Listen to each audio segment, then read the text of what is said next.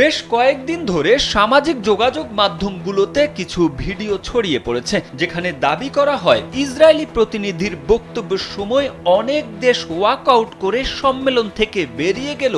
বাংলাদেশের কূটনৈতিক সেখানে বসেছিলেন এবং ইসরায়েলি প্রতিনিধির বক্তব্যকে সমর্থন করেছেন, কিন্তু যা ছিল একটি মহলের গুজবের অংশ।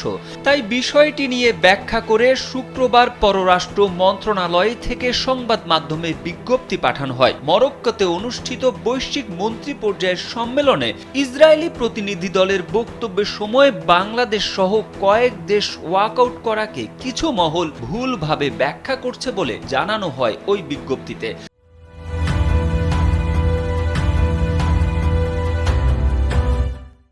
তাতে বলা হয়েছে, গেল 18 ফেব্রুয়ারি মরক্কোর মারাকেশে অনুষ্ঠিত চতুর্থ global ministerial conference on road সেফটিতে ইসরায়েলি প্রতিনিধি দলের বক্তব্যের সময় বেশ কিছু দেশের প্রতিনিধি তাৎক্ষণিক ওয়াকআউট করেন, কিন্তু এটিকে ভুলভাবে ব্যাখ্যা করছে কিছু মহল। কারণ বাংলাদেশ প্রতিনিধি দলও ওয়াকআউটকারী দেশগুলোর মধ্যে ছিল।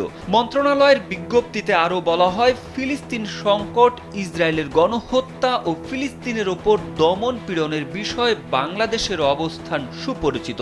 সংশ্লিষ্ট সবাইকে অনুরোধ করা হচ্ছে এই নির্দিষ্ট পরিস্থিতি সম্পর্কে ভুল তথ্য ছড়ানো থেকে বিরত থাকুন।